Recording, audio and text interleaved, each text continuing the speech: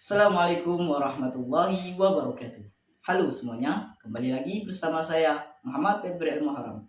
Di sini saya akan menganalisis salah satu pimpinan organisasi yaitu Nahdlatul Ulama yang dipimpin oleh Kiai Haji Yahya Khalil Stakuf atau Gus Yahya yang lebih dikenal sebagai pemimpin NU yang membawa visi besar, yaitu menjadikan NU sebagai organisasi Islam yang tidak hanya berpengaruh di Indonesia, tetapi juga memiliki peran penting di tingkat dunia. Di bawah kepemimpinannya, NU semakin aktif dalam dialog antar agama, kerjasama internasional, dan diplomasi perdamaian. Ia ingin menunjukkan bahwa Islam yang dipraktekkan NU adalah Islam yang ramah, toleran, dan mampu menjadikan solusi terhadap masalah dunia modern. Namun, arah kepemimpinan yang luas dan progresif ini juga menimbulkan beberapa masalah. Sebagian warga NU itu merasa bahwa program internasional belum menyentuh kepentingan masyarakat di desa atau pesantren, sehingga banyak memunculkan kritik bahwa NU terlalu fokus ke luar negeri. Selain itu, gaya bicara Gus Yahya yang tegas dan lugas sering menimbulkan perdebatan penafsiran. Perbedaan penafsiran, beberapa pernyataannya sempat menjadi polemik karena dipotong di media sosial sehingga masyarakat salah memahami maksud aslinya. Masalah ini menunjukkan bahwa tantangan komunikasi publik masih cukup besar, terutama di era digital yang mudah menciptakan misinformasi. Gus Yahya juga menghadapi masalah internal organisasi, yaitu perbedaan pandangan antara kelompok yang menginginkan NU tetap menjaga tradisi pesantren dan kelompok yang mendukung modernisasi.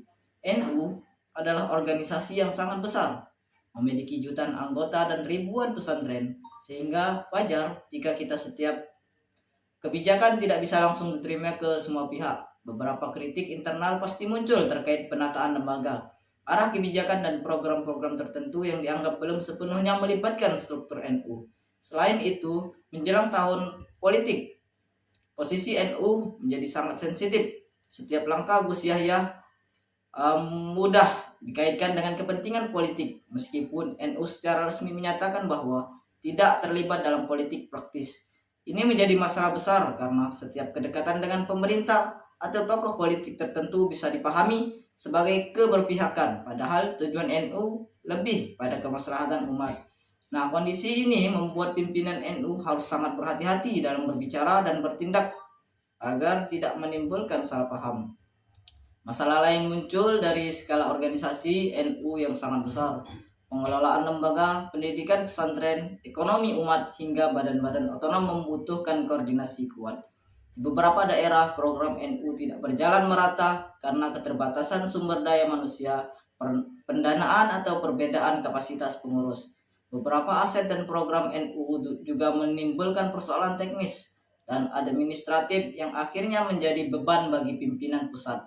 Meskipun Gus Yahya sudah mencoba memperbaiki sistem administrasi dan meningkatkan profesionalitas organisasi, realitas lapangan tetap menjadi tantangan besar yang membutuhkan waktu panjang. Di sisi lain, tekanan publik juga menjadi bagian dari masalah kepemimpinannya, karena NU memiliki pengaruh besar. Media sering memantau setiap pernyataan Gus Yahya. Kemaslahatan kecil dapat menjadi sorotan besar dan memicu reaksi keras dari berbagai pihak. Ini merupakan resiko alami bagi pemimpin organisasi sebesar NU. Walau menghadapi berbagai masalah tersebut, gaya kepemimpinan Gus Yahya tetap menunjukkan arah yang jelas. NU harus modern, kuat, berpengaruh, dan tetap berakar pada nilai-nilai Islam rahmatan lil alamin. Ia berusaha menjaga keseimbangan antara kepentingan global dan lokal, antara tradisi dan pembaruan, serta antara kebutuhan umat dan posisi NU sebagai organisasi independen.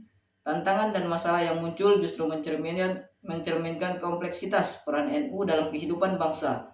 Dengan demikian, kepemimpinan Gus Yahya dapat dipahami sebagai proses perubahan besar yang wajar menimbulkan dinamika, namun tetap berusaha memberi manfaat bagi umat dan negara. Mungkin itu saja. Wassalamualaikum warahmatullahi wabarakatuh.